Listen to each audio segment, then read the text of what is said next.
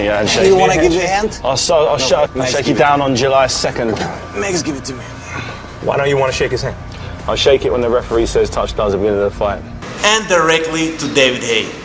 David, you've bitched out on fighting both of Klitschko brothers twice already. I'm officially calling you out to fight me.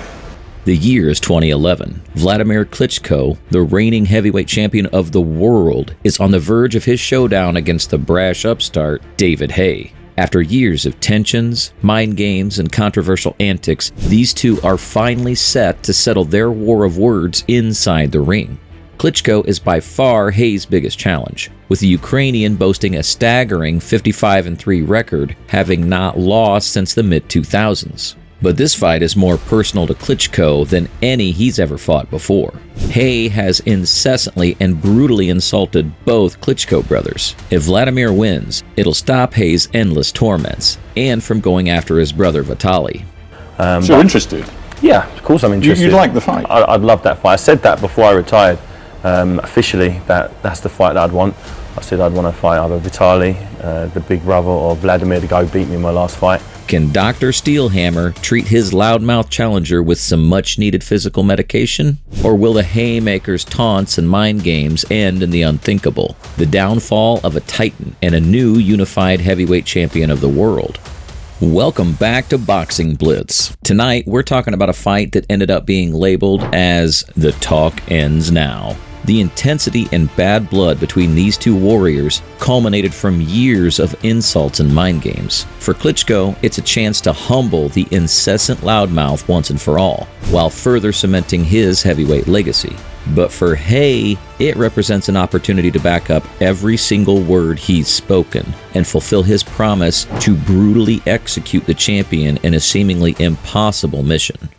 Wladimir Klitschko was no stranger to adversity. The stoic Ukrainian had climbed back from the depths of despair, suffering back-to-back upset knockout losses to Corey Sanders and Layman Brewster in 2003 and 2004. But Klitschko's fighter mentality was a level above the rest. Linking up with legendary trainer Emanuel Stewart, he reinvented himself from an overly aggressive brawler into a clinical, defensively sound technician. And the results were nothing short of remarkable. Employing a potent jab, formidable straight right hand, and surprising mobility for his sizable 6'6" frame, Klitschko re-emerged as an intelligent boxer who squeezed every ounce from his physical advantages. In 2006, Wladimir won back part of the World Heavyweight Championship by defeating Olympic medalist Chris Bird, earning himself the IBF and IBO titles. He won the WBO title again by beating Sultan Ibragimov in 2008. Ruslan Shagaev was next on the hit list, where Klitschko gained the ring title in 2009. The only title left for him to win was the WBA, held by none other than David Haye. But for all his in-ring brilliance, there was still a question. How would Klitschko handle David Haye's unique antagonism? David Haye was the complete opposite of Klitschko's quiet personality. Brash, arrogant, and armed with a trash-talking tongue, the Londoner had been provoking the Ukrainian for years with his outlandish behavior. As a professional, Haye won 3 of the 4 main world titles, the Ring Magazine title, and lineal titles before becoming the 2008 Unified Cruiserweight World Champion. From 2005 until 2007, he was the world's top cruiserweight according to BoxRec. In 2008, he moved up to heavyweight, and a year later defeated the towering 7-foot monster Nikolai Valuev to capture the WBA title. And that's when he challenged Klitschko, who was the most dominant fighter in the division at the time. But before his fight with the Ukrainian, Haye tried to provoke and unsettle his opponent in shocking ways. He wore a t-shirt depicting himself holding the decapitated heads of Wladimir and Vitaly Klitschko. He released an iPhone game where players could decapitate a Russian heavyweight boxer. Haye verbally taunted Klitschko, promising to destroy him in a brutal execution and telling Vitaly not to visit his fallen brother in the hospital. The smaller and more athletic Haye believed his explosive power and confidence could dethrone the larger, more robotic Klitschko, who had reigned as a heavyweight champion for years. Were these intentional mind game strategies, like the kind the great Muhammad Ali used? Or was Haye just an overconfident trash talker, ready to pay the price for checks that his mouth couldn't cash?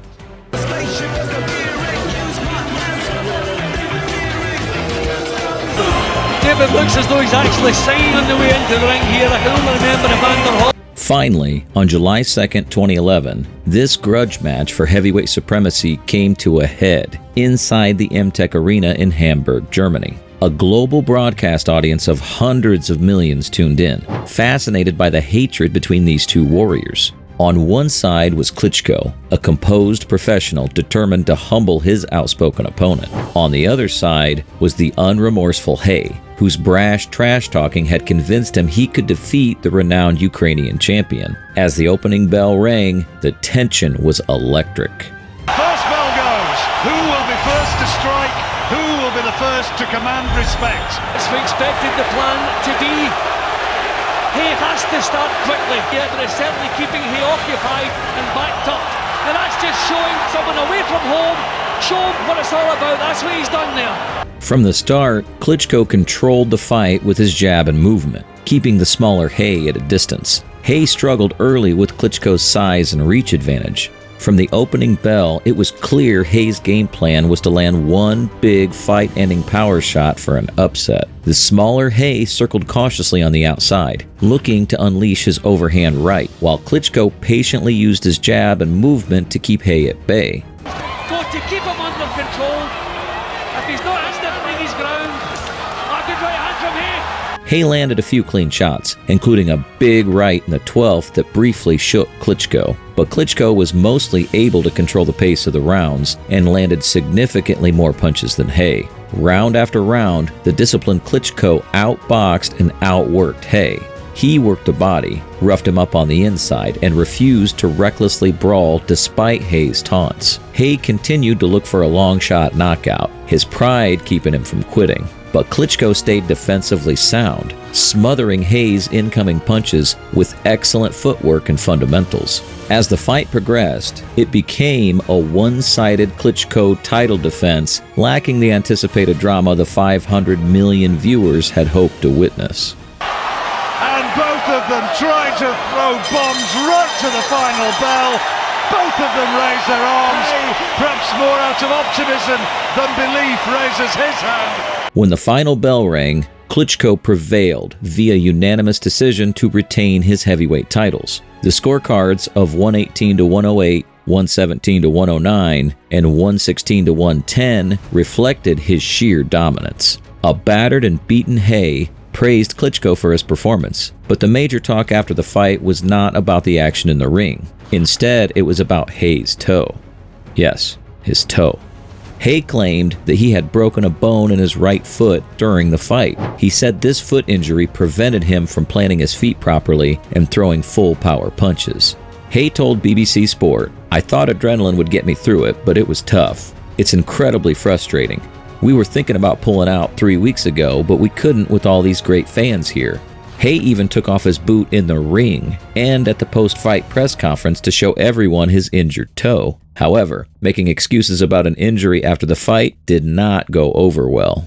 Former heavyweight champion Lennox Lewis criticized Haye, saying, "He came here on a mission and failed.